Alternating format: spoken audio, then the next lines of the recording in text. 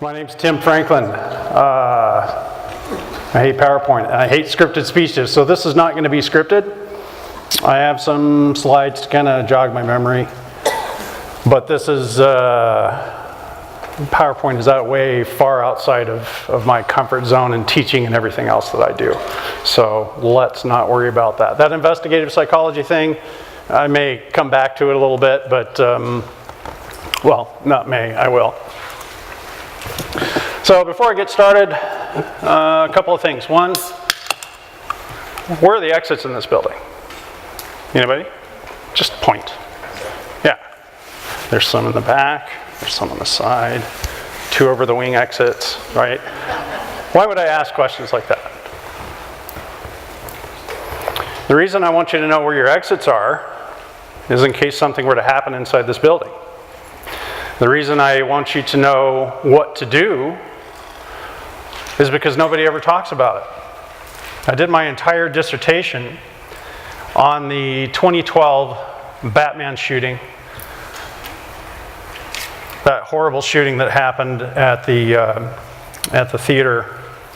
One of my best friends was the first guy in the back door, and there was a crowd much larger than this in a theater. The lights were dim, the movie was playing. People were having a good time. It was Batman. You're supposed to be safe with Batman. Not in this case. A terrorist, who I call a terrorist, entered the back door of the theater after sitting quietly in the front rows. He walked out to his car, he armed himself up. He got in what looked like police tactical gear to the point that he even confused the responding police officers responding to the scene. And he walked in and he started shooting. Some people at first thought that the bangs and the booms were part of the show. They weren't. It took a few seconds for people to figure this out. They didn't know exactly who actually pays attention to where exits are in a building. A few. Probably those who were prior military, law enforcement, or had fear of crowds, right? Or you've heard about it. It's important to know because in that situation, instead of somebody standing up to address the attacker, people tried to evacuate.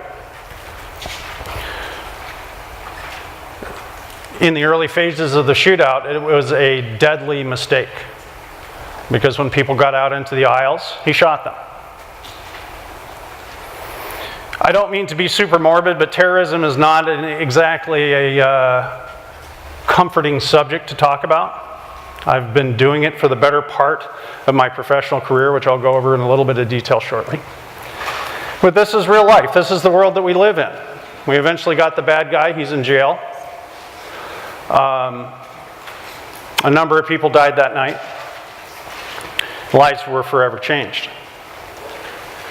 So when you go into somewhere, just as a little habit, you go in to sit at a restaurant, you go to a movie, you come to a public gathering of any kind, know where your exits are, know how to get out of the building, and then know how to grab onto your loved ones and take them with you.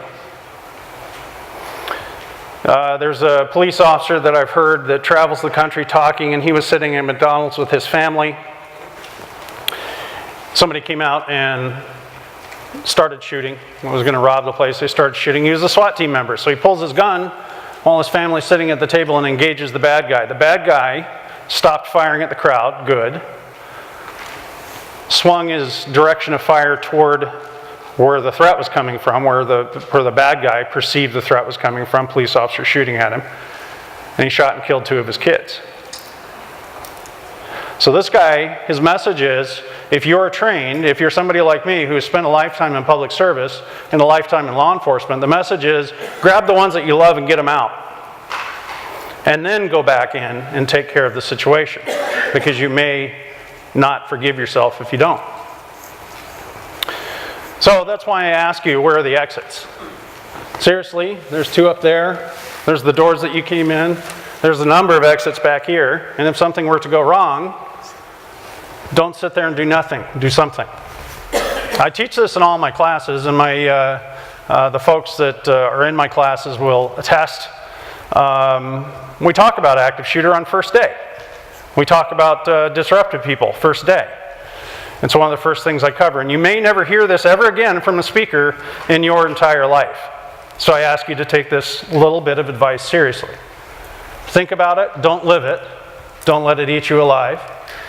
If it ate me alive, I wouldn't be standing here.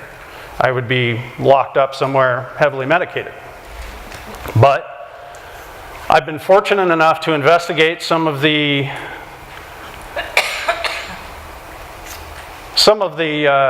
crappiest people alive.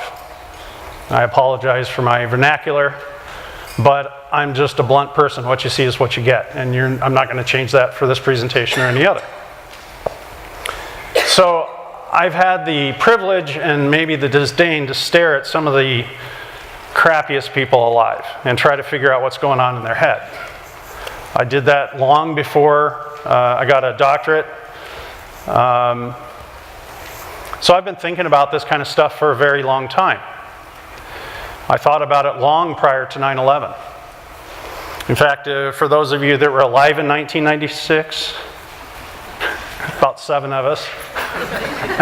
Just kidding. I like young people. There was a little tiny airplane that crashed onto the south lawn of the White House. And he was trying to hit the White House. He bounced once and crashed into the building. The airplane crumpled. He died. It was a thing.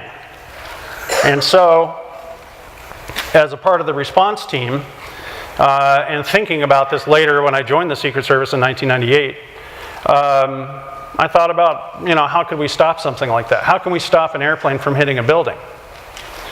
And without getting into the classified level, what we were playing around with prior to 9/11, and this was so far outside the box of thinking back then that we couldn't get funding for it. I had to work on this project with doctors on my own at universities. I chose one out of the University of Colorado Springs. He was a NASA astronaut, Air Force 2-star, retired.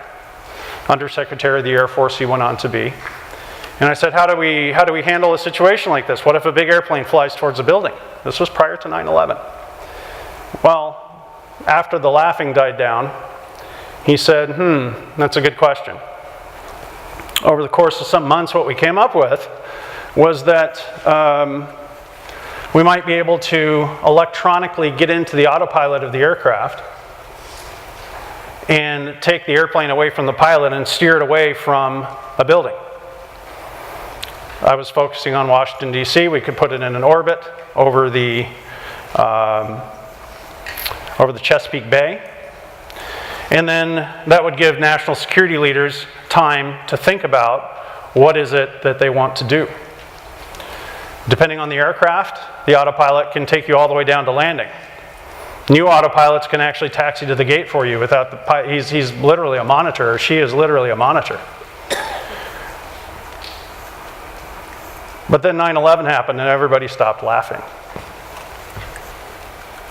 The project was taken out of my hands because it was too highly classified at that moment, at that time. I had a pretty high security clearance, but not high enough. And there are some components of that research that have gone into effect. Now, can we take control of an airplane and do things like that? I don't know. I don't know where it is right now. But it's a pretty cool concept that we can even think about heading off terrorism. But, we're reactive. We respond to things that happen to us. It's the natural human response. It is what we do. We don't think about where the exits are in a building until we have to. We don't think about what we do in high pressure situations until we're confronted with that. Now, my doctorate research showed that when we talk about it, even peripherally, and it's something outside of your comfort zone, you'll remember it for a while. In fact, you'll remember it for a long while. I would say outside of the Mesa Police Department, you may be the first crowd in Mesa to understand the concept of why you sit looking at exits and knowing where they are, and knowing if there's a shooter over there, you can evacuate over here, or you can come up here, or with the size of this crowd, we can bum rush him, or her. Statistically, it's a him. We can dogpile. Fight, flight, or freeze. You guys have heard that phrase? Don't freeze. But if you think about it for just one moment, we've shown this in law enforcement scenarios as we run them through, when we add stress to the environment, when we add a little bit of twist into the training, we can come up with very creative solutions very fast to very complex problems. We'll see that in a few minutes about school shootings. But the whole point of tonight is to kind of understand what it is that we're facing, what it means in a multicultural world, and what are we doing about it? Or not doing about it. I'm going to be blunt and honest with you. I'm going to point out some holes in our security strategy as far as it goes with law enforcement. So this is me. I kind of already read. A police officer at Anaheim, started back in 1990 with the Anaheim Police Department. My area was Disneyland. That was an awesome assignment. Got to meet people from all over the world, and I got to see Mickey walking around with his head in his arm. I got on board right before the Rodney King riots, and I went through that as a police. Even in Anaheim, we had riots, and we were sending squads of police officers on our fire trucks to go help fight the fires in downtown Los Angeles. I worked 38 hours that night that the riots kicked off. That's where I got my start. So my start was when the pendulum for law enforcement was not looking so hot. And subsequently, when I would make traffic stops after the riots had stopped, I'm a big, tall, white dude. I was a lot younger then, so I didn't have the gray and the beard that I have now. There were people that were so scared of me that they would crack their window about that far to talk to me. Broken taillight, made a wrong turn, I don't know. I'm not much of a ticket writer either, and yes, there is a quota. Oh, goodness gracious. I'm giving away all the company secrets. Anyway. That was scary for me, because I'm not a scary man. People that know me well, and even people that don't know me so well, people that take my classes, understand that I joke around a lot. And so when somebody is so scared of the clothes that I'm wearing, understandably, and they have to crack their window down about that far to talk to me and pass through documents like driver's license and registration, that has an impact on me, because I'm trying to figure out at that point, why is this going on? What has happened to the state of law enforcement affairs that people are so scared of us that they won't talk to us? Well, fast forward to now, guess what? We all know it. We see it on the news a lot. And while things are starting to get better, there's still a little bit of shambles. Not a little bit, there's a lot of shambles going on from bad cops who make bad decisions. Decision making is one of the areas of expertise that I'm trying to become an expert in. I've been making them for the better part of my life, one way or another. Normally it's what to get at Del Taco. That is my favorite Mexican restaurant in Phoenix.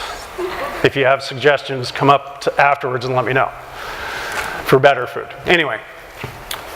So I went and I did a law enforcement career and a military career and did all that stuff and retired, and then decided that I wanted to be a doctor. I actually started grad school back in 2007 for my first master's in forensic psychology at Argosy. It was a weekend program. Got a second one as part of my doctorate program in 2015, and I just graduated back last year with my doctorate in clinical psychology.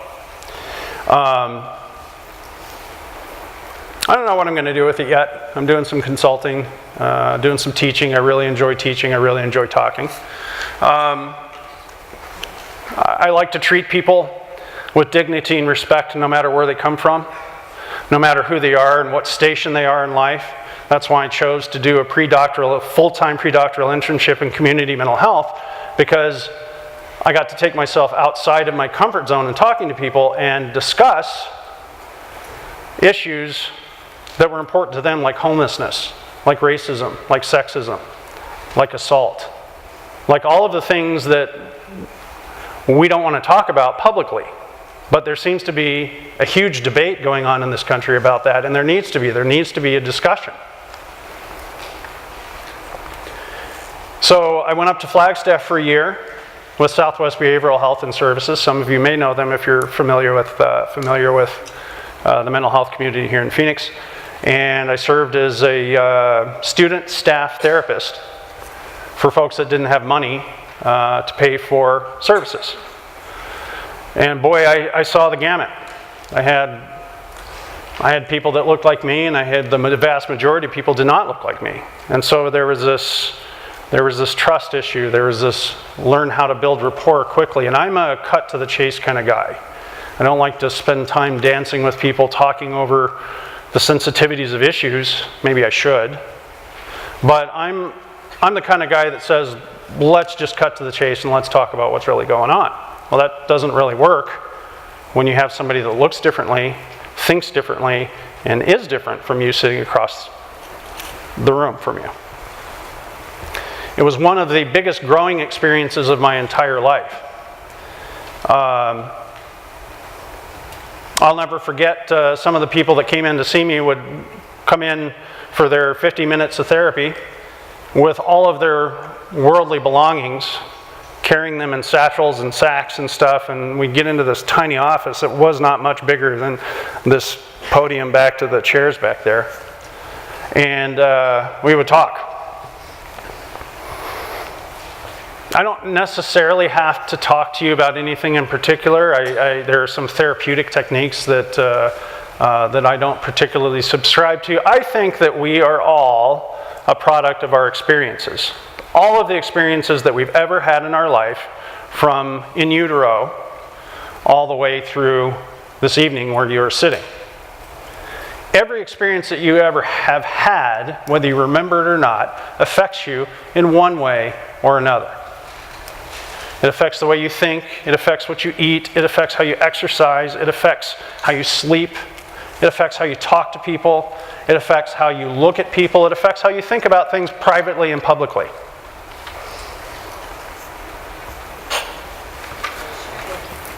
Gesundheit. So, if we are all on that same plane and we are the sum of our experiences, so are the people that we call terrorists. So are the people that we call criminals. They are different from us, maybe. They look different from us, maybe. They think different from us, maybe. What sets them apart is their actions. We all get angry and we all have these weird thoughts at times where, you know, we will think about things that we wouldn't actually do. You never admit to them. Maybe you have dreams, we were just talking about that in class this morning, that you wouldn't want to talk about. But nonetheless, these people have a reason for what they're doing. And that is why I've spent my life in public service. I feel a duty to protect people from bullies. That's really the gist of it. I don't like bullies. I'm bigger than a good chunk of them, haven't always been. And if you're a political bully, I'm coming after you.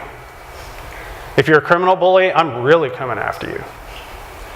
If you try to marginalize a section of society, guess what? Here I come. And normally I will bring a team with me. I'm not like this Superman. I'm not trying to pretend like I am. But my job now is to get inside the head of people like this and to do what we call criminal profiling. We'll talk about profiling in a minute, but there's a huge difference in the word profiling and the different types of profiling there are. Right now, along with one of my business partners who was a classmate, we started a company called Allied Forensic Consultants International. We're doing some trial consulting, we're doing some behavioral profiling, which is what I have done for the majority of my life. And then I teach here at Mesa Community College part-time as an adjunct instructor in the mornings. And I will continue doing that because I absolutely love this community college. I teach for I teach for Arizona State. I teach in the master's program in Homeland Security. I also have done some work for University of Southern California, USC, in their criminal justice program. And I teach it online for Southern New Hampshire University because they pay so well. It's awesome. Payday is good. All right, so here's a definition of terrorism.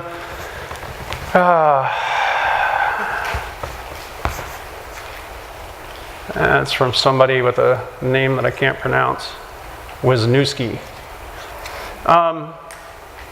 Terrorism is a changing target. Let me prove it to you.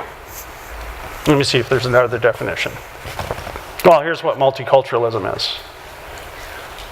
Multiculturalism is a changing definition as well.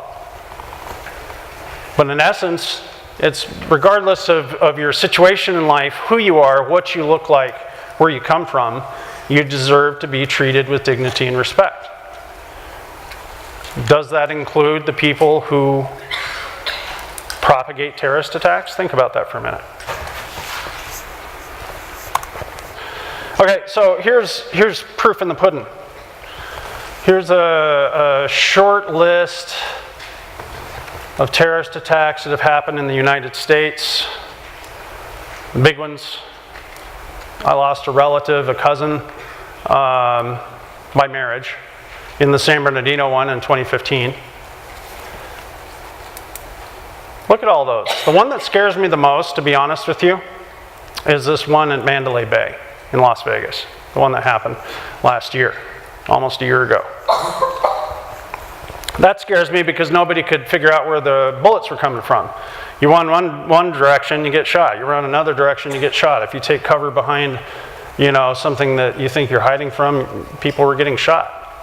And this was probably, out of all the terrorist attacks that happens, knowing where the exit was on that day at that hour was not good enough.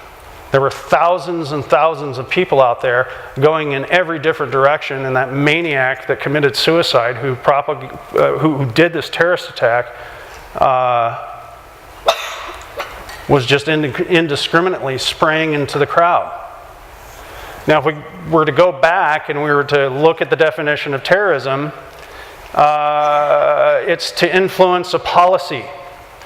It's to influence a particular group of people. Who is this guy trying to influence? Nothing has really come out as to what his deal was and why he did this. Is that a terrorist attack or is it a criminal act? I think it's a terrorist attack. I recognize some of you people. Hey, how's it going? It is absolutely, to me, a terrorist attack. And that's why this moving definition of terrorism is happening, because for me, if a crowd of people is terrified at something that's going on, at an offensive action that's happening against them, then I think it can loosely fit into the definition of terrorism. Why is that important? Because if we classify something as a terrorist attack, it releases a lot of funding and federal resources that would not otherwise be available, if you call it the right word. In the San Bernardino one, my nephew is a firefighter for San Bernardino County, and he was listening to the radio calls come in, and he was texting me exactly what was happening in real time. That was not a disgruntled worker like this guy was initially called. So basically, if you don't know about the attack, what happened is this man and his wife, they say that they were converted to radical Islam. Their values did not line up with traditional American values, and they wanted to kill people, and they waited for the right opportunity. They planned this, they had a child, and they planned this for a long time. It is of note and very important to know that the main shooter, the husband, was born here in the United States. So what they were going to do is initially go into a bottleneck of a traffic jam on a freeway when everybody's coming home for the evening from Los Angeles into the Inland Empire, and they were going to start shooting people in cars, because you really, unless you abandon your car and it's not something you're used to, you're not going to get out of your car because you feel safe there, right? Thinking outside the box, that creative thinking component of decision making. They decided, for one reason or another, not to do that. Instead, they chose a holiday party for his employer. He went in to the party at the place that he worked. Well, it wasn't actually on the location, but he went into their holiday party, left after a short argument, came back with his wife, and shot and killed, including one of my cousins. Shot and killed a bunch of people.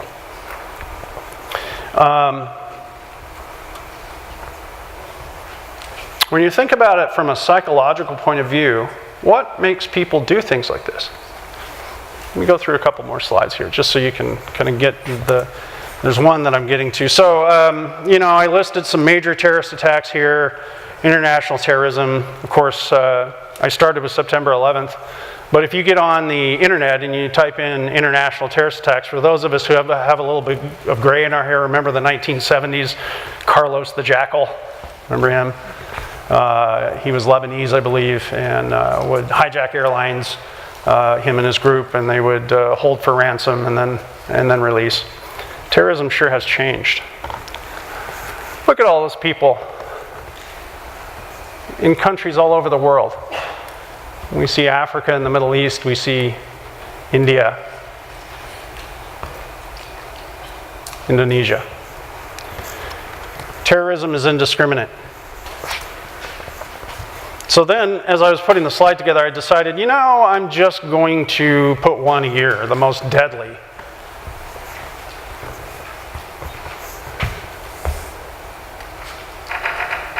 And I decided in a lot of these statistics, people forget about the folks who are suffering in the Middle East. I've spent some time there. Last November, I went to Israel for the 4th time. Got to get into the West Bank for the first time and sit and chit-chat with some folks at a coffee shop. There's nothing that can't be solved over coffee. I'd like to think anyway. But all over the world, when speakers talk about terrorism, what they talk about is they talk about attacks on Western countries. They talk about Paris and they talk about London and the various different attacks that have happened there. And they talk about, of course, the United States. Is that fair? No, it is absolutely not, because terrorism is happening around the world unless you're in the polar ice caps. So check this one out. School shootings. It is something that we talk about a lot. I want you guys to see this list because it blew my mind. It's Wikipedia. By the way, if you're a student of mine and you ever cite Wikipedia, I will fail you on that assignment. Don't use Wikipedia. I get to because I'm a doctor. I'm done.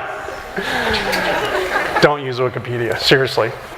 The little trick is, if you're writing a paper and you use Wikipedia, go down to the reference section, and it actually has the references of what they're talking about. Use that in your paper, because I don't check references. Unless it says Wikipedia, then you get an F. Look at this. They started taking data in the 1800s, and look at these. New York, Florida. This is just the United States. Tennessee, Minnesota, just keep going. California, Indiana, Texas, Nebraska, Massachusetts. Not large numbers. But look, there's one in Louisiana with 4. Keep going. Now we're scrolling into this century. School shootings happen all the time. They have been for a very long time. Wikipedia proves it to us. But all you got to do is you got to Google history of school shootings in the USA. And we say that we're a nonviolent society. I challenge your thought on that. Slow down. Oh, geez, we're still in the 1990s? Yeah, keep going. Oh, well, slow down a little bit. We want to see. Okay, stop right there. Stop. Columbine.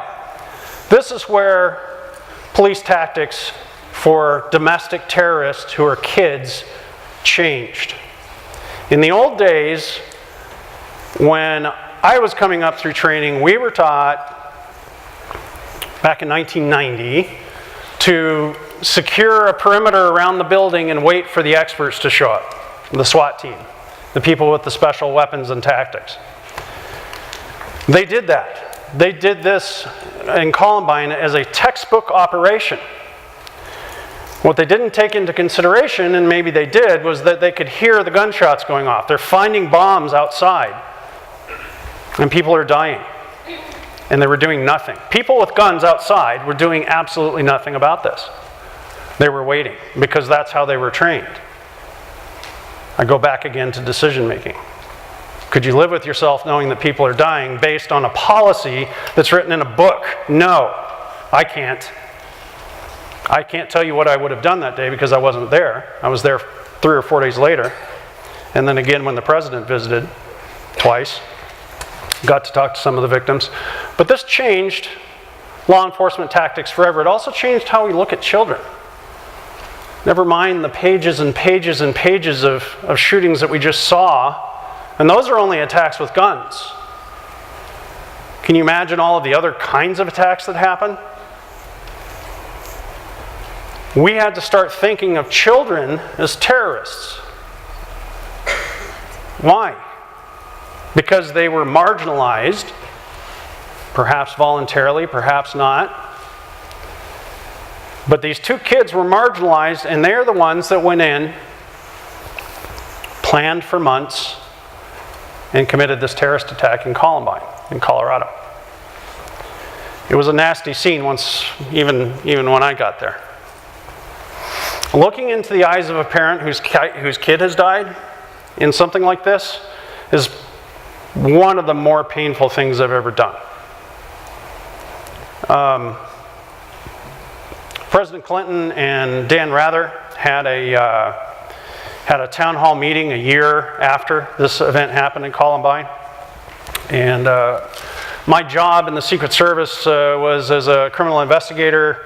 Started out in the counterfeit squad in Los Angeles. And then I got picked up for a specialty team doing countermeasures against chemical, biological, radiological, nuclear, which you don't really have good countermeasures against, and explosive weapons. I would show up to a venue if the president were going to visit this place. I would show up here about a week ahead of time, and I would literally know everything there is to know about this place. Like where the water comes in, where it comes from, how it's treated, where does the sewage go, how does electricity work, how did this building do in the last major storm, what happens if an earthquake goes and happens, what happens if, say, there were an elevator in this building. I don't know if there is, but how do you rescue somebody out of the elevator? I mean, literally down to that level of detail. Where are the choke points? Where are major crowds going to be coming in? Where are they going to be departing? Where are all the lines of sight in other buildings around this place where a protectee would walk in? That's pretty comforting to know that regardless of who you are as President of the United States, you have that level of countermeasure protection against you. Sometimes it's as simple as if you have a nighttime event, pointing big, powerful floodlights out away from the building. It blinds anybody that's say on the perimeter with a sniper rifle trying to shoot or kill. It can be that simple. And then there gets down to a whole bunch of different things when it comes to explosives and chemical weapons. A lot of this you would see on the show 24. You would see, a lot of the technologies that I'm not going to talk about tonight on these shows. But, as a teaser, fake skin with a barrier. You put molecules on this skin that you engineer, and you go up and as the president is working the rope line, I've seen this on TV, but we actually trained for this. He's just grabbing stuff. I served during the Clinton and G.W. Bush administrations.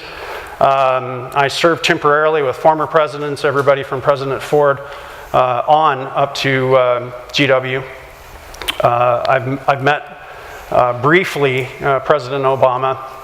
I waved at him in a crowd. Never met President Trump. Saw him at a fundraiser. Didn't wave.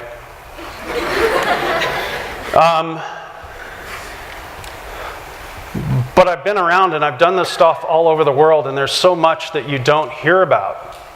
There's so much that you don't realize and so much that you don't see. For instance, being aware of your surroundings, this whole thing, there's an exercise that you can do to increase your ability to, well, let's finish this list and then I'm going to tell you about it. Just keep scrolling kind of slow here, because now we're getting into the bigger ones. I mean, not that slow, like medium. Thank you so much, you're doing so awesome. You get an A. And I'll let you use Wikipedia for one assignment. Look at that. Blacksburg, Virginia, Virginia Tech. Keep going.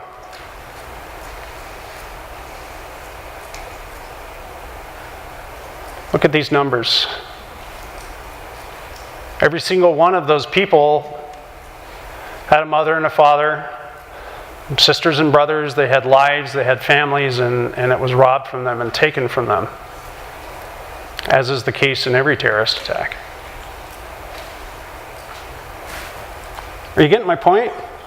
Terrorism has been around for a very long time, and we're still scrolling a couple of minutes later on the school shootings. This is just the school shootings. Imagine the terrorist attacks that happen around the United States and around the world. Seriously. I mean, okay, there we go. Okay, you can click off of that. Thank you. I'll go back to my slides.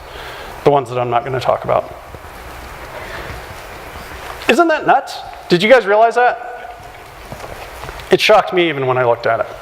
So, to be more aware of your surroundings, this is a psychological thing.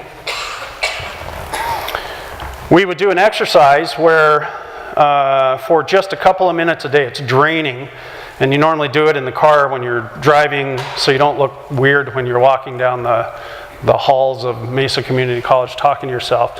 You talk yourself through your environment.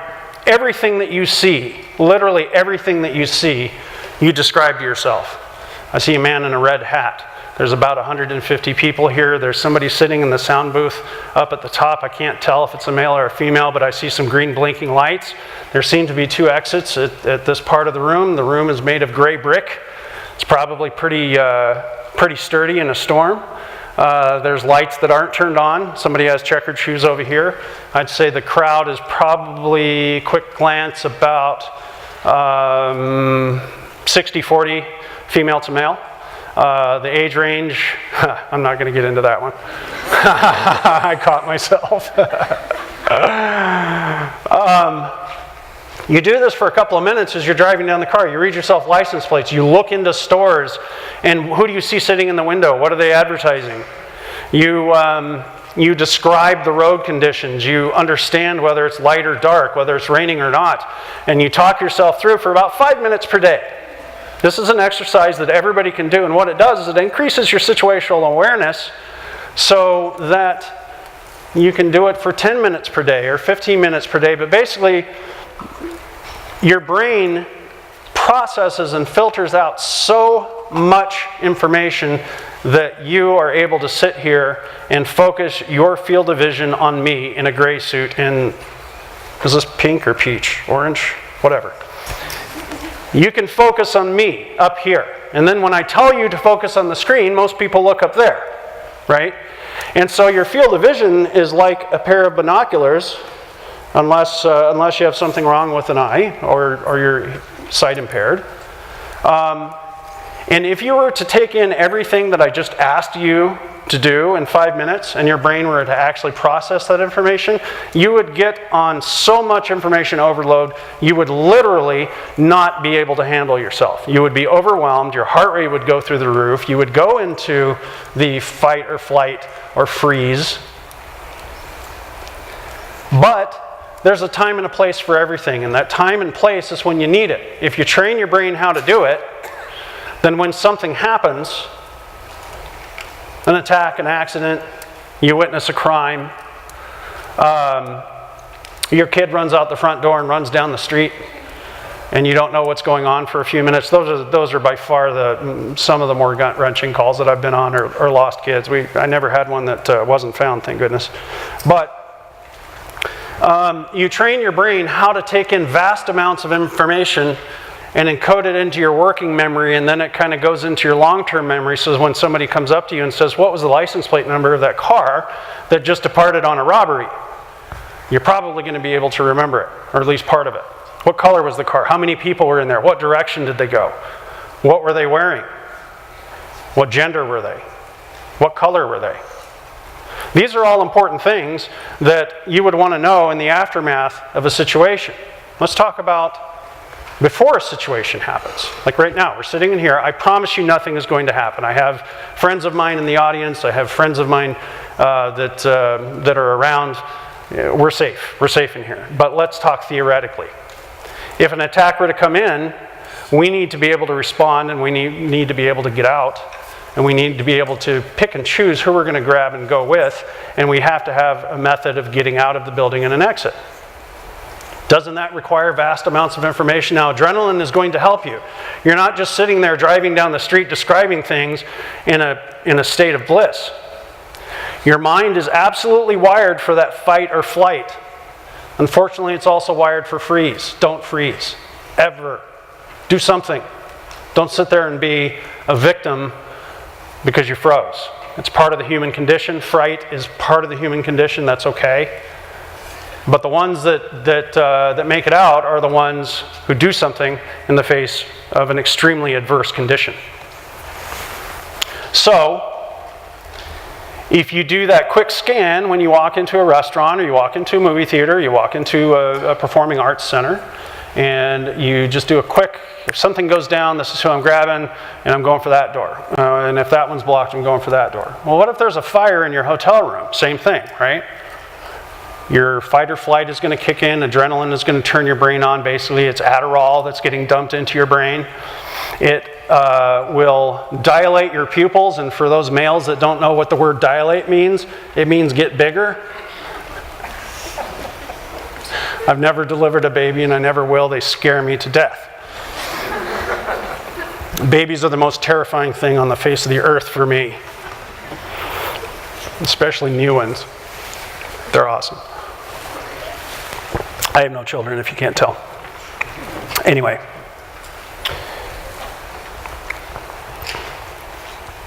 You are not doing anything that I wouldn't do in a situation. As a trained, I'd been a police officer for years. I'd been a military officer, both at the junior level and at the mid-level manager. I was an operations officer for a satellite intelligence squadron during the Gulf War. Not the Gulf War, during the OAF and OEF, the most recent ones. I've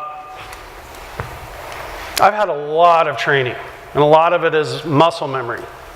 I'm left-handed, and normally, not always, but normally, when I'm out and about, I have a concealed weapons permit to carry a weapon in all 50 states and all U.S. territories, unless it's on federal land. I can't carry into like the United States Capitol or something.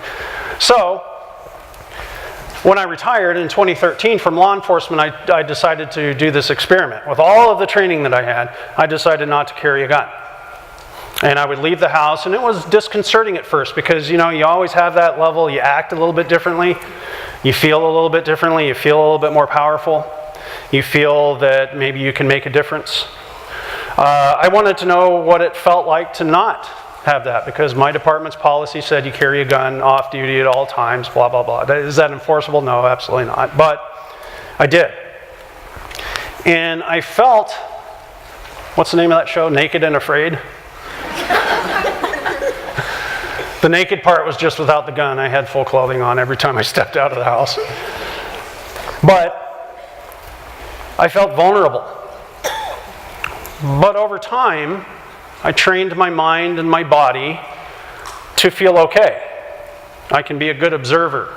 I can be somebody who is aware of surroundings and environment, and the vast majority of attack-related behavior isn't shooting back at somebody. It's, with the president, it's something that we call cover and evacuate.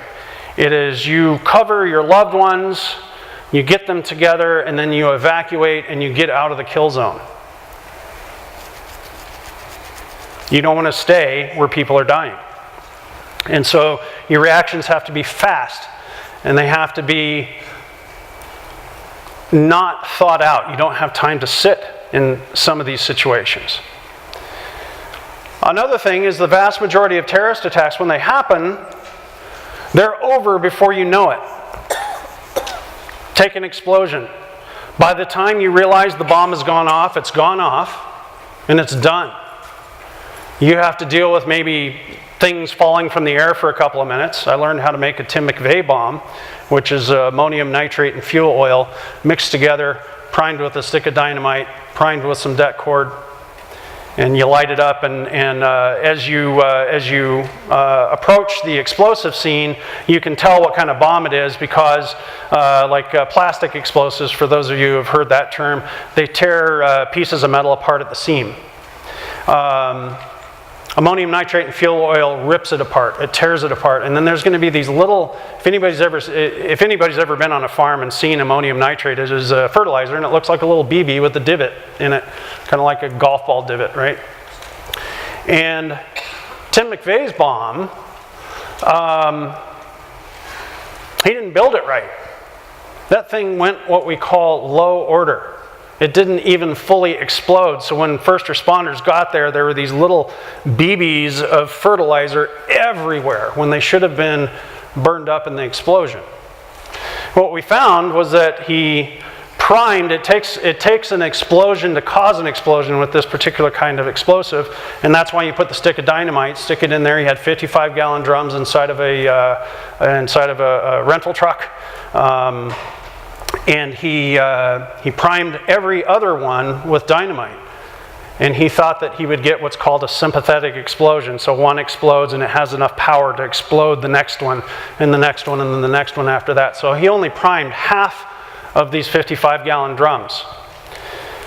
When I built my ammonium nitrate fuel oil bomb, it was about that big. It was 5 pounds in total. I put it on, it was in a bomb range on the East Coast. I can't tell you exactly where because that's where they trained the folks for the Bay of Pigs invasion, and they still use it as an active classified base, but it's on the East Coast. Everybody around this particular base knows what happens there. So I put this thing together and I put it on the, right where the emergency brake would go for a minivan. And, we did all the proper things, and basically in order to learn a countermeasure, for me to learn how to develop and keep somebody safe from an explosive, I had to be able to do it myself. Because then I can walk into a building like this, if the president is going to visit, and I can look around, and I can look at it through an assassin's eyes because I built the bomb. I know what it smells like, I know what it feels like, I know what it takes to make it go boom. And then I can think, okay, if I was going to place it, where would I place it?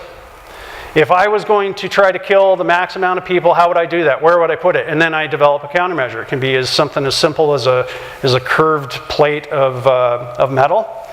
So a lot of times when you see presidential stages, you see bunting and all this red, white, and blue banister crap. He's always around banisters, and he's in front of a big lectern called the Blue Goose, which is also armored. But all of the bunting has armor behind it. It has either iron or steel plates. It has Kevlar. It has, we have ballistic blankets, and I'm not going to give away all of the secrets, but there's a lot of things up there that if a shootout happens, we can handle it. If an explosion happens, we can handle it. How are we doing on time? Okay, I'm going to wrap it up in about 30 minutes and open up to questions. Anyway, where was I going with that? Situational awareness, right? Anyway, we've thought about it. We know what happens.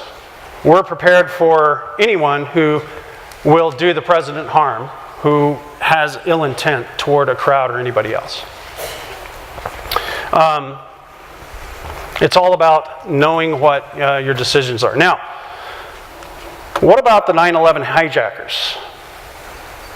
Has anybody ever seen thermal video of somebody having sex? I mean, it's not the most sexy thing I've ever seen. But it's pretty interesting because when people are having sex,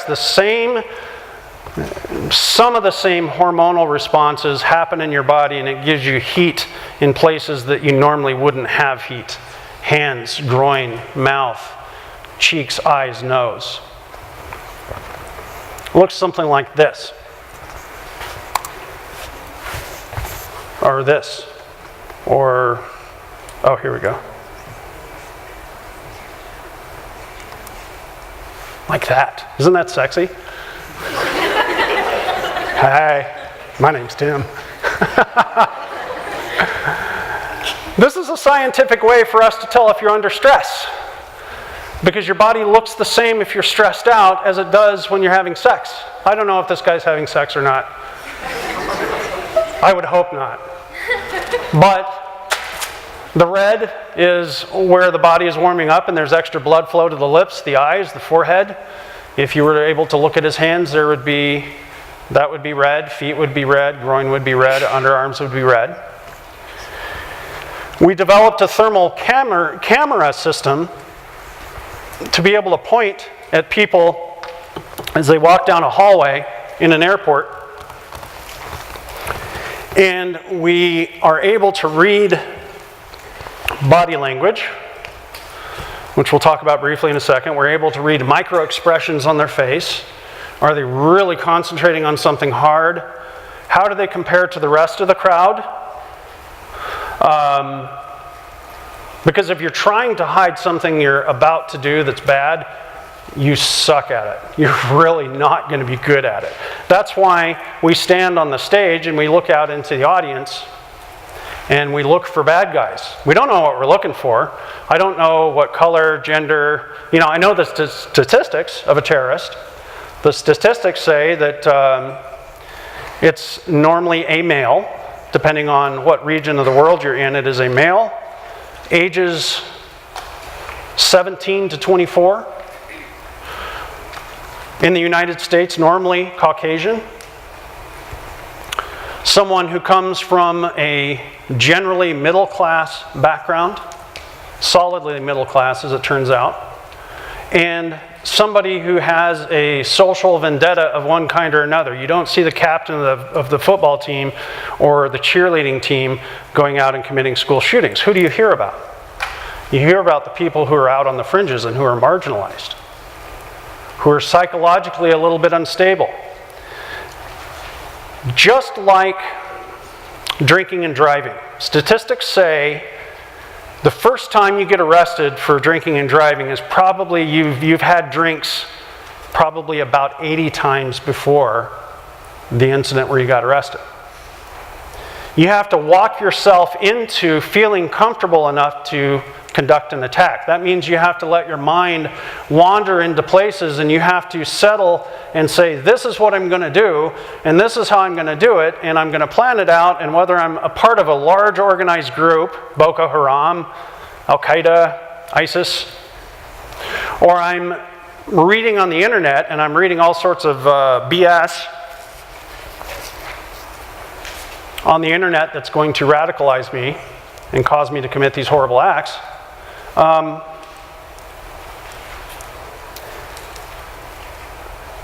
That is the stereotypical person that we would look for in, say, a school shooting. Now, back to Mr. Sexy up here. If I point a camera at you and you're walking down the jetway and you have the nonverbal cues that you are very nervous, in other words, you're acting slightly out of phase in relation to the people around you, it could mean a couple of things. It could mean that you are scared to fly and that you're nervous and that you have an aversion to being in the air. It could also mean that as you were getting out of the car, you had a fight with your significant other and you're pissed, you're upset. It could also mean that you have something nefarious on your mind and you're trying to look normal, but in most cases, science doesn't lie. Now, are we going to put it at the jetway of the airplane as you're boarding the aircraft? Probably not. And most of you have seen the videos of people getting dragged off of airplanes that are upset and just horribly handled public relations and just from a human standpoint. No, we're going to put these cameras and we're going to put this technology right around the area where you are going through security. Because most people can go through security, you're happy if you don't have to take your shoes off, if you have Fast Pass, or whatever it is. Is that Disneyland or is that TSA? I can't remember. Anyway.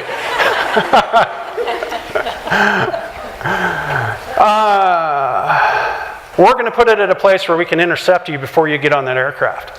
Same thing with the Secret Service. We have something that's called a backscatter radar, and that's exactly what's happening when you get onto that little circular phone booth looking thing at airport security, and you raise your hands like this and it does a 360 of your body, and it takes basically an image of your body, and it's looking for things like fluids. It's looking for solid objects that shouldn't be there because your pockets should be emptied and you shouldn't have anything in your hands.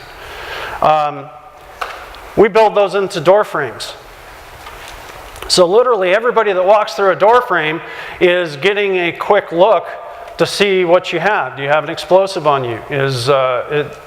Are you looking like this? Because if you're looking like that, guess what? I'm going to pull you over. I'm going to go, hey, come here and talk to me. Sometimes, psychologically, somebody who has done the nth degree of planning is not good at carrying out an attack. They get scared off easily. This happened to me in Hanoi, Vietnam. I was there in 2000 with President Clinton. Because I was a countermeasures guy, I do all of my work prior to the arrival at the venue. Once he arrives, my job's done. Either it works or it doesn't, right? And we went to Hanoi University, and typically an attack on a president is going to happen either on the arrival to the area or departure from the area. So we're pretty astute, we try to be. And I don't know how many of you have been to Vietnam, but it's hot and it's steamy. And wearing this, you're going to get some dark stains in places that you don't want them. This guy, I hear in my earpiece, the motorcade's 5 minutes out. There's a code word for it, and it's inconsequential. But they're 5 minutes out. They're on the way. Okay, so start looking really hard. We have it locked down. We have it secured. It's all swept. The bomb teams have gone through. They've done all their stuff. Then we get another call 2 minutes out. What's the situation? The sit rep, the situation report. And we'll tell them how many people are out around, where the crowds are. They're going to know this already, but we'll tell them how many press there are, where they're located, and where the greeters are. So when the president gets out of the car, we can let people walk up and talk to him that are supposed to be there. So since my job was done, I would normally go out to the arrival and departure area, and I would just look, and I would see. Kind of like what I'm doing with you. I'm looking and I'm seeing. And this guy walks up, and nobody challenged him. I watched him walk from the crowd. He walks around a barrier, and he gets into the arrival area, and he's just kind of looking around, taking stock at things. He was a Vietnamese national.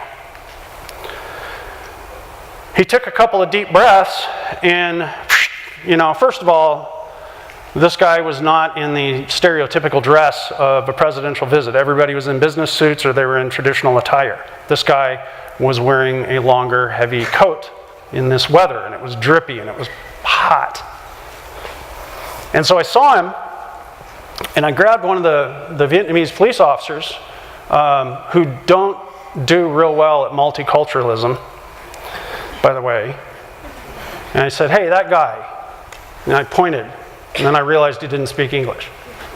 My police officer didn't. So through a series of hand gestures and then an interpreter, I said, that guy is not supposed to be here. So we approached, and the guy took off running, and he went into the crowd, and the Vietnamese chased him. And turns out, when they caught up to him, he had a gun. We don't know what he was going to use it for. I'm glad we didn't find out. But he decided not to pull the gun when I started challenging him on me, because I'd ruined his plan. His plan was very finite. It was very well thought out. I'm going to hang out here, and then when I can hear the sirens and the helicopter, I'm going to move into the arrival area when I know I've got about 2 minutes. Maybe this guy was surveilling us as the situation was unfolding, as we were going to other sites. I'm going to stand here. And then when the president gets out of the car, as long as nobody challenges me, I'm going to draw my weapon and shoot. The fact that I approached him threw a wrench in his plan. Remember when we first started this discussion an hour and 5 minutes ago? We said, where are the exits? What are you going to do? Plan for the unknown. Think about it briefly, but don't let it rule your life. People who plan terrorist attacks typically do not plan for deviations from their plan. I said the word plan too many in that sentence. I would give myself a C. Anyway, a small wrench stopped that terrorist attack. With bombs, it's a little more difficult because typically they are, well, it depends on if it's a suicide bomber or not. If it's a suicide bomber, the guy is going to detonate, the person is going to detonate when he feels threatened or when he or she is at the proper location that they want to cause the max amount of damage. If it is a command detonation bomb, what that means is that somebody is sitting far away, or maybe it's on a timer, but they're sitting there with a garage door opener and or a cell phone, and they dial in to a number that's attached to the bomb, or they press the garage door opener and it sends a command to the bomb to detonate. Those are a little bit more scary because those people are probably sitting in a hotel room in a high-rise behind a closed window watching just like everybody else, and we can't see them. Hi. Good to see you.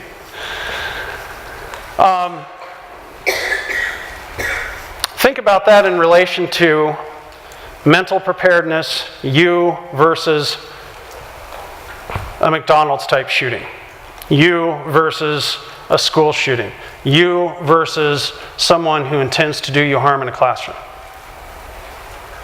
If you have more of a nebulous plan, I know where the exits are. If X happens, I'm going to do Y. If Y happens, I'm going to do Z. And oh, by the way, I've been practicing this little thing where I'm really good at noticing stuff. That turns your mind on and it lets you make really creative, really fast decisions in a rapidly changing tactical environment. That is how you are going to survive a terrorist attack. There are some situations where you're not going to survive. And we have documented evidence of this. Flight 93 that crashed in Pennsylvania. The people in the back of the airplane knew what was going on from text messages and other things, and they had phones in the seats and they were talking to their loved ones. And the last words that we know that were actually spoken are, "Let's roll." People from the back of the airplane got up and they went and intentionally, we think, crashed that airplane because they knew they were going to die anyway. And they had the altruism and wherewithal to say, we'll be the only deaths. We're not going to let this thing fly into the Capitol or into the White House, which is a really hard thing to do, by the way.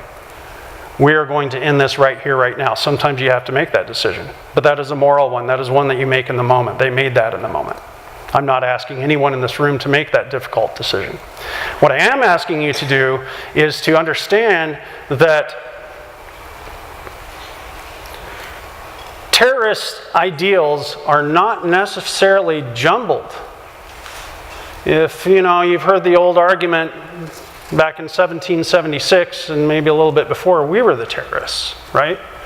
Because we had different political ideals than our overlords in England, and we were the ones carrying out guerrilla attacks. Sometimes you have to look at it through another lens, like me, as somebody who does countermeasures and who tries to get into the minds of other people and tries to understand motivations and the types of things that they may be capable of doing, and then develop a countermeasure against it. So,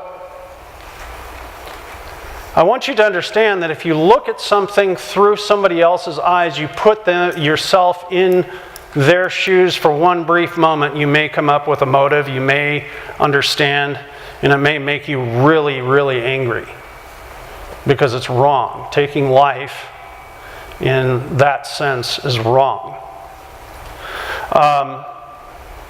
I do not try to explain away with any psychobabble stuff why somebody would go into a school in Connecticut and kill a bunch of young children. You won't hear me make an excuse for 1 second about that. Were there mitigating circumstances in the shooter's life? I'm not going to say his name because I don't think it should be repeated. Yeah, there were. What about the ones at Columbine? Yep. What about a suicide bomber in Baghdad? I'm not going to ask for a show of hands, but as I look around, I see some military veterans in this crowd tonight. First of all, thank you for your service. Second of all, if you were in active combat, I thank you twice.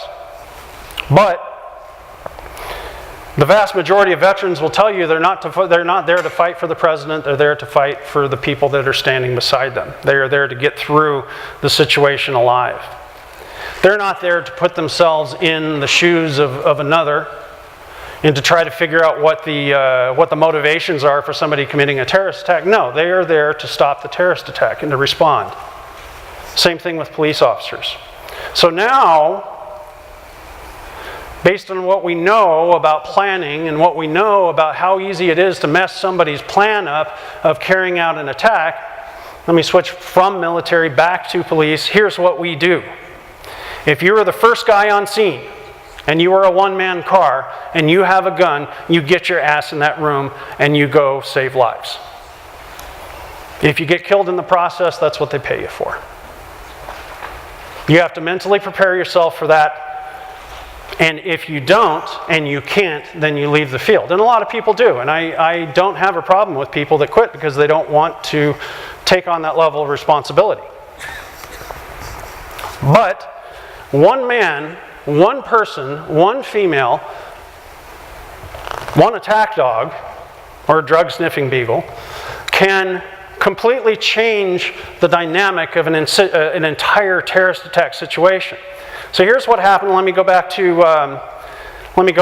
what was happening that night at the Batman movie back in 2012. Shooter, one of his guns jammed. He drops it on the floor. In the middle of the attack, he releases what we call CS gas. It's basically tear gas.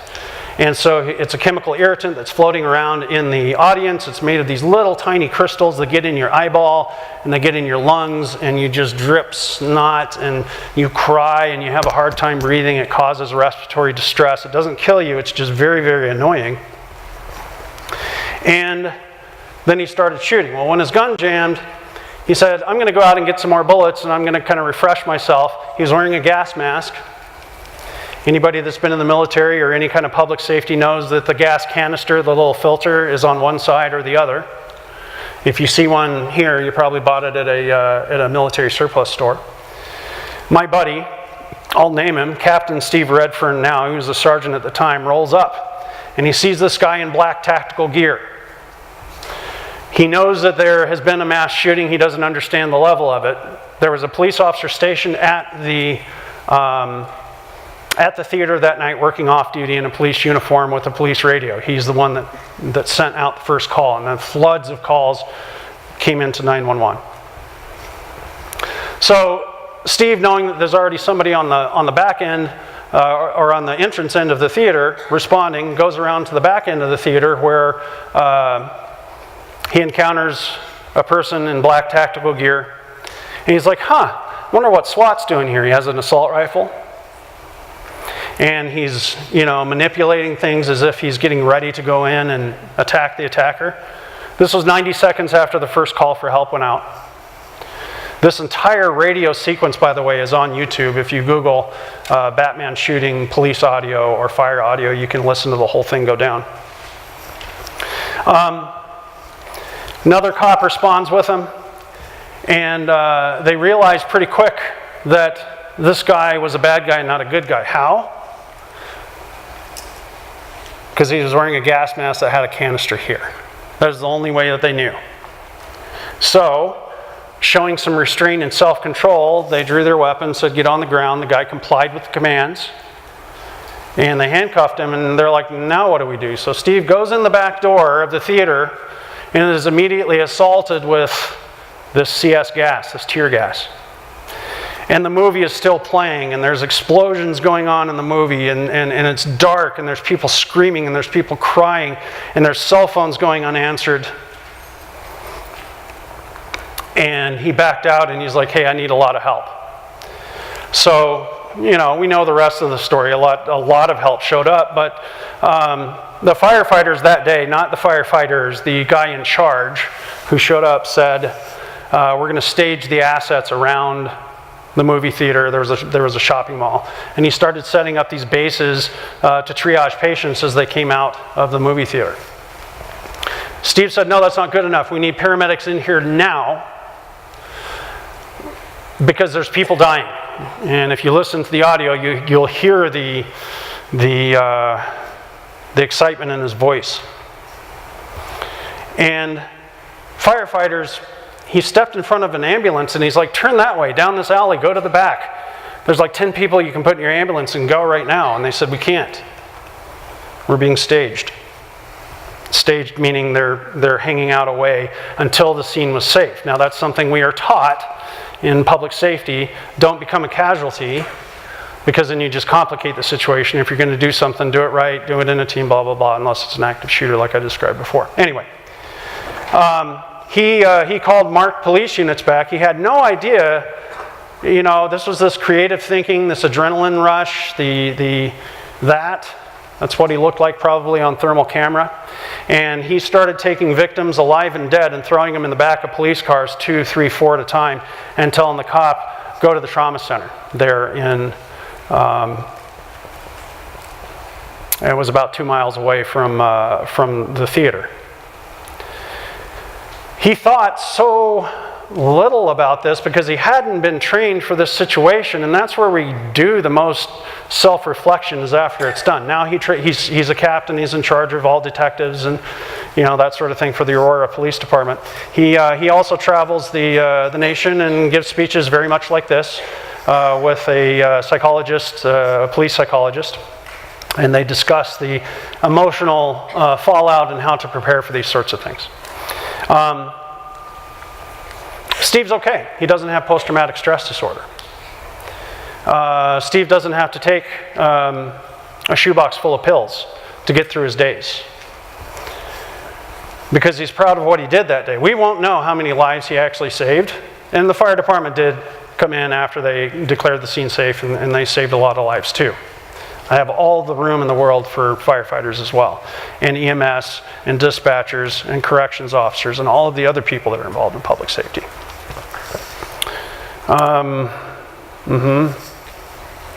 So how we catch a terrorist. We've kind of been talking about this all the way through. We'll get to some questions here. Ethics. Okay, so what does a psychologist do in investigative or criminal psychology or forensic psychology? What does someone do to help catch a terrorist? There's a story. I guess you remember all the waterboarding stuff and all the interrogation stuff that the military was doing and other government agencies were doing. That was developed by 2 psychologists who had 0 experience in interviewing people, talking to people. They knew how to inflict maximum psychological pain, but that is not our job. That is not our field. That is not what we do. We heal people. We don't hurt people. But there's a dilemma. You got a guy like me who spent a life protecting other people from bullies, and now I'm a doctor. I consult mainly. I don't do a lot of therapy.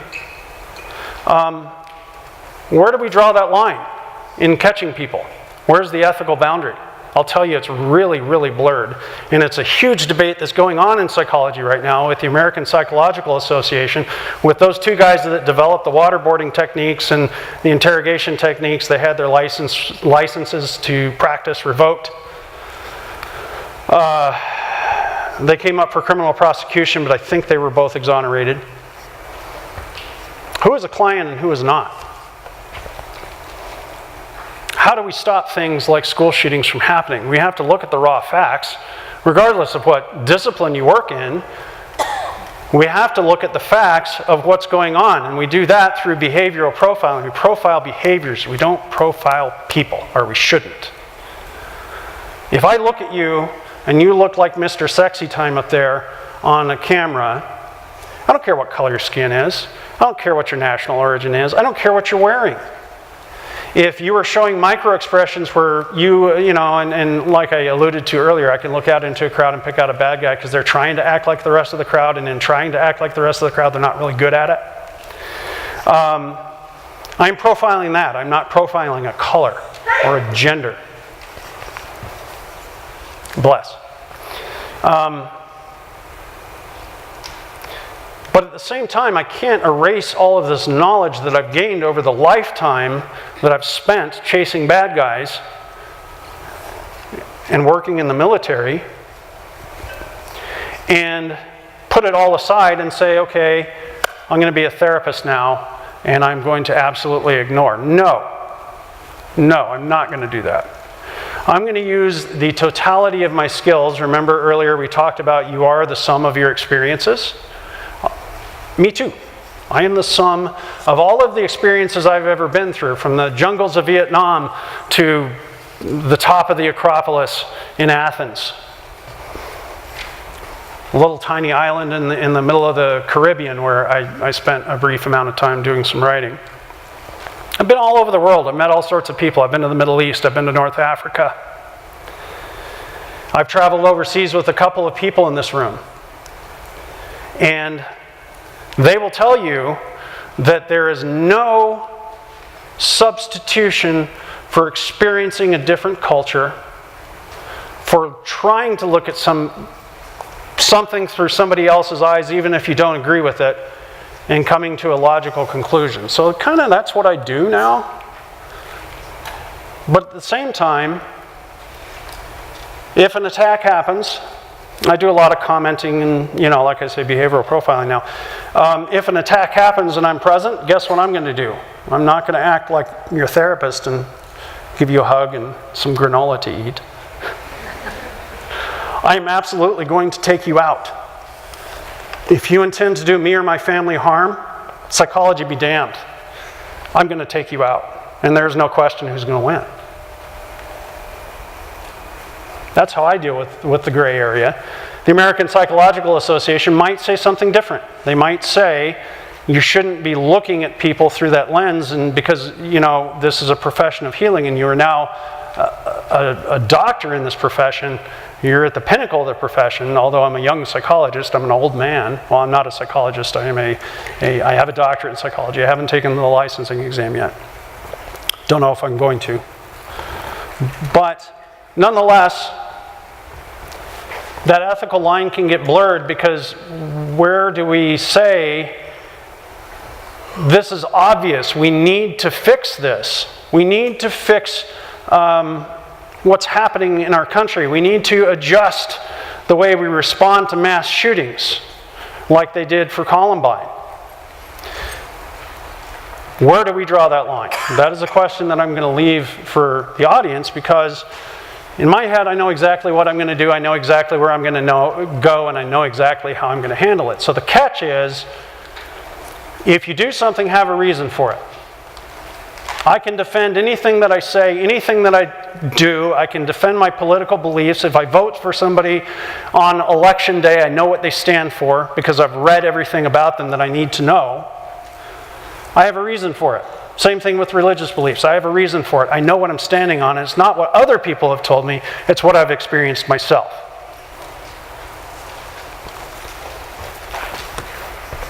Any questions at all? Yes, ma'am. Can you give a couple of examples of what a microexpression is? Yes, that's a good question. What a microexpression is. And so, think about it as a parent, or as if you have a significant other. And I look at them, and I've never met them before. I can't tell that they're in distress. But if you look at your child, you can immediately tell by the expression on their face, even though I can't tell it and I'm trained in it. That would be what a microexpression is. It's a departure from the norm of what the baseline behavior is for somebody and the expression that they'll make in that case. What else? Shout it out. Okay. Well, oh wait, we have somebody up here. Yes. Oh, you got a wave. When I was in school in the 60s, there was a girl right. that got stabbed many times. Okay. She went to folk dancing, and so did I, so I knew her sort of. And she was stabbed by a guy who had told his psychologist that he wanted to do this, or his psych. So what is, and there was a big deal in the newspaper that the psychiatrist should have told the police. What is the law on that sort of stuff now? It's very definitive. So the question is, if somebody reveals to a mental health provider or another person in authority that they want to carry out a violent act, what happens then? There is a whole process called duty to warn. It's based on a case called Terrorism, T-E-R-A-S-O-F-F, if you want to look it up. And basically, if there's an identifiable victim, or I think that there is an imminent danger of that person committing a violent act, I have a duty to report it to the police, and I've done it on a number of occasions.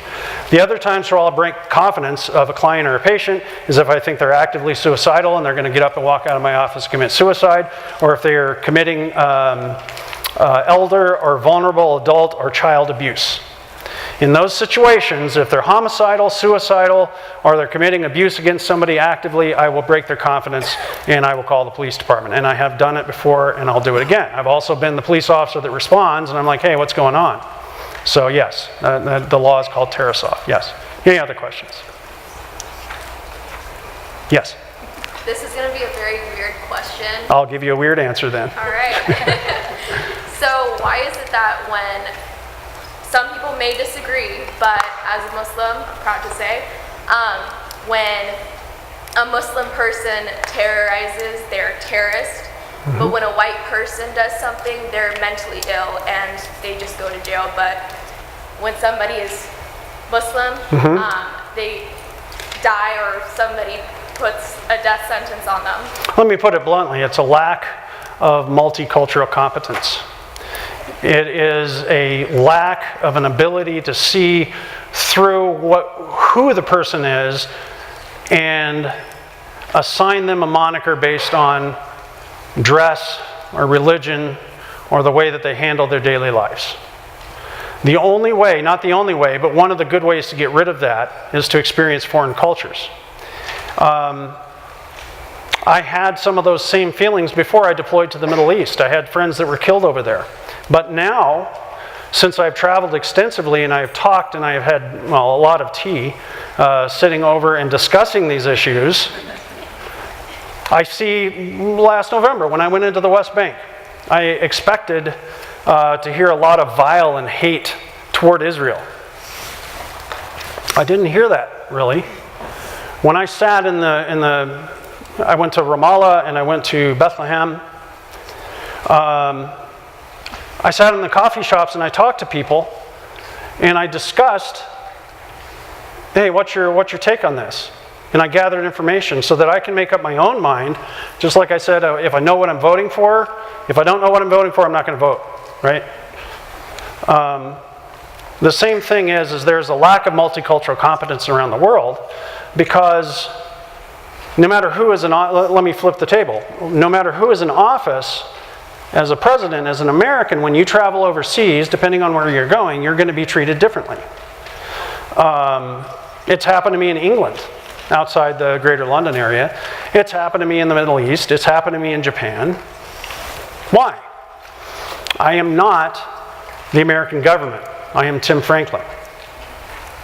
I may be an agent of the American government, but if I'm traveling overseas and I'm there to experience your culture, I would expect some, at least general respect toward my mission being there. And so it has to be a learning curve about difficult subjects, and they're not really that difficult. Religion, politics, racism, yeah, they're difficult, but they're not unsolvable. people who are different. In this room, we have a wide variety of color, creed, religion, sexual orientation, gender identification. We have it all. Or we did before a good chunk of the audience walked out. Now we're less diverse. The thing is if I have the time and the place and I'm not involved in a firefight with you, I'm going to sit down, whether it's an oppositional argument or whether it is a discussion. I'm going to sit down with you because I want to hear what you have to say. Even if it's, I hate cops, I'm part of Antifa, I want to see you dead, I don't know who you are and I really don't care. I mean, I'm not saying Antifa, well, yes, Antifa does say things like that. That's because of the clothing that I wear for my occupation. It has nothing to do with who I am as a person. I'm going to uphold the laws, but it's a lack of multicultural competence where people just, and conversations don't solve everything because you cannot change a mind rapidly. Especially somebody who has been raised and grown up in a certain household with certain ideals and they hold certain values true. Their moral compass says this is the way that things should happen. Is it even worth trying to change somebody's mind? Maybe, but it's certainly worth having a conversation. It's certainly worth going out into a desert with a Bedouin tribe and understanding what it's like for them to show you absolute kindness and give you their best animal and cook it and have a big feast when they didn't even know you were coming 2 hours earlier. It's certainly worth sitting in a coffee shop over on Mill Ave and talking to people about religion and about things. Now, you know, you have to be sensitive to your environment. You don't want to provoke a situation, but at the same time, that discussion about, especially about racism and police. Dear Lord, I'm getting ready to write an article for a peer-reviewed journal, and I emailed the publishing company and I said, here's what I'm writing about, and they're just eating it up. And I'm going to talk about racism, and I'm going to talk about mental health, and I'm going to talk about things that are the elephant in the room that nobody wants to talk about. And I'm going to point out the problems, which everybody is really good at doing, but I'm also going to talk about a few solutions in this article. As evidenced by the people in this room, people with vast differences can sit and talk and discuss. People of different political orientations and occupations and everything else, we can sit and we can do this together. So this is a little experiment lab, as is when you walk over to the coffee shop over across campus, as is a sports team, as is any classroom that you sit in. You shouldn't be afraid to jump in and to talk about things that society perceives as difficult. I won't. I'll sit down and talk to you about anything. I mean, that's kind of what I do for a living anyway. But I was that person before I ever got a doctorate in psychology. That's a great question. Thank you. Did that answer your question? It did. Okay. Very much. Anybody else? Yes. So going back to that Wikipedia page, it's evident that there's been a lot of terrorist attacks, not just school shootings, Right. within the last couple of years. Right. What would you propose, since you were talking about solutions in the previous question, what do you think is some steps forward? Well, steps forward with he's asking about steps forward with relation to terrorist attacks. Number one is not being afraid to call a spade a spade. Not being afraid to identify pre-attack behavior and go talk to somebody about it. Me as a law enforcement officer, and I'm trained, I should not be afraid to go to talk to anyone of diversity or who looks like me to say, hey, you're giving me some weird feelings. I've had this situation before. Let's sit down and chit chat. And often enough, that's enough to thwart the attack. Learning about different cultures and the multicultural competence within public safety, it's swinging. It's slowly turning. But the discussion doesn't happen there. It doesn't begin there. The discussion begins at the grassroots level. The discussion begins on stages like this and chairs like that. The discussion begins in classrooms. And the discussion has begun. We are more politically divided than we've ever been. I don't care what your political bent is, but we're in some mess right now. Is it a necessary mess? Maybe. I don't know, but it's worth the conversation. There are some other definitive steps that I'm going to write about in the article, and I'll email you a copy, because I know who you are. Yes? Do you think we'll ever get to a point where there's not the possibility for there to be a terrorist attack? Absolutely not. With technology and education? I wish. No. And history repeats itself, right? And I want there to be a peaceful world. I want us to be able to beat our swords into plowshares. I want us to be able to say that we are completely safe. The reason I stand up here and the very first thing that I address in an audience is where are the exits, when this is supposed to be kind of an entertaining event, that tells you what I think about it.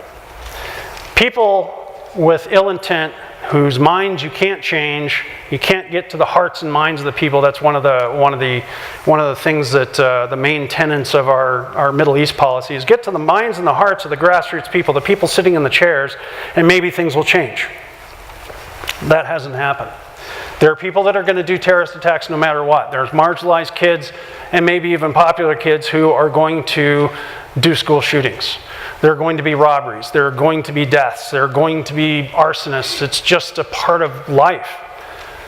The key is not getting wrapped around it, but be part of the solution, not part of the problem, and to forward think and positive think in that way, and work toward that goal that I don't believe we'll ever reach. Well, hello. Hello.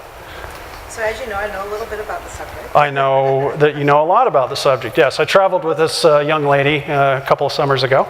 Yes, and most of our policies right now are reactive as far as terrorist attacks are concerned. Vast majority, yeah. Yes. Mm-hmm. What are your thoughts on being proactive, and what type of policies do you think could be enforced to have proactive measures against terrorism? So, great question. How can you be proactive instead of reactive with terrorism? Most of the time we don't even think about something until it happens, and then we start thinking about it. I go back again to Columbine. We didn't know what to do in a situation like that until we were confronted, and we thought about it, and we talked about it, and we mulled it over, and we decided we need to change. And so it's not always bad to be reactionary, because you learn a lot from going through something. You can say, oh, I'm never going to do that again. We need to do that with national policy. But if we are forward-looking, the answer is my mind, I turned 50 this year. My mind has been trained a very, very specific way. My mind is to look for problems and then identify the problem and go neutralize that. I'm not a diplomat. I'm a diplomat with people, but not with policy. And so I'm not afraid to tell you I don't know. I have opinions about it. I absolutely don't think we should leave ourselves open to attack, but at the same time, where is the give me your weak, give me your poor? What does the Statue of Liberty actually stand for? It's a debate that I'm having in my own mind and that I will have probably until the day I draw my last breath. But I'm the wrong person to ask, because I'm going to go take care of the problem before it happens. I'm a problem solver. Yes? Okay, so I know that there are terrorist attacks that are political and religious and whatnot, but when there's an attack like the one at the movie theater that seems very random, it's not at a high school where these kids were bullying this person, what do you find the motivation to be for those kinds, the very, very random ones that are, there's no agenda? So the question is about terrorism motivation when there's no clear motivation based on religion or politics or national origin or something like that. It's just a random theater full of people. The answer to that is we are lucky that specific shooter is alive and we can talk to him. Whether he talks back or not, that's one thing or another. But that's why the definition of terrorism, I mentioned earlier that it's a moving target. It's because if you go in and you terrorize a large group of people for whatever reason by spraying bullets at them and killing them, you're pretty much terrorizing that crowd. And so Ted Kaczynski, the Unabomber, for, I believe it was about 11 years, he's mailing bombs to judges and political figures and stuff like that. And he was an Ivy League trained PhD who decided to move off the grid, didn't like electricity, anything like that. He wrote this very, very large manifesto, and he was considered a terrorist because he didn't want lights, and he didn't want cell phones, and he didn't want cars and all of those things. He wanted to take society back a step to a little bit more simple time. I mean, I'm oversimplifying it, but if you read through his manifesto, you can understand it. We don't always have to, the way that we come up with the definition of terrorism these days is by the act, not by the fact that it's based on something. Sometimes we will never, ever know what motivated that person. Case in point, the Las Vegas shooting a year ago on the 1st. We have no idea why that guy did that. I think there are probably some under-the-table conclusions that are being drawn, but we don't know. So I look at it as an act rather than having to have a motivation to do it. There always is a motivation. It's up to people like me to try to find that motivation. So this isn't a psychological question, but would you support any large venues and hotels having metal detectors? Yeah, but there was a situation that happened when I was in Israel a year ago, July.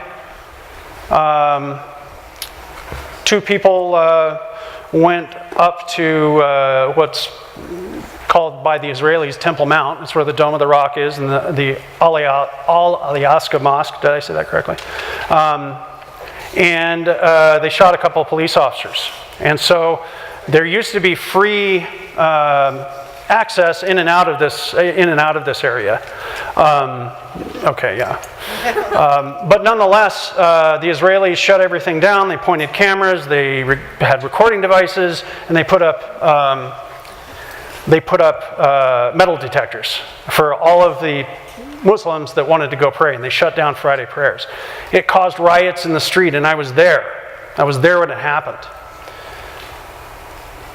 I can tell you that it comes down to what society is willing to put up with.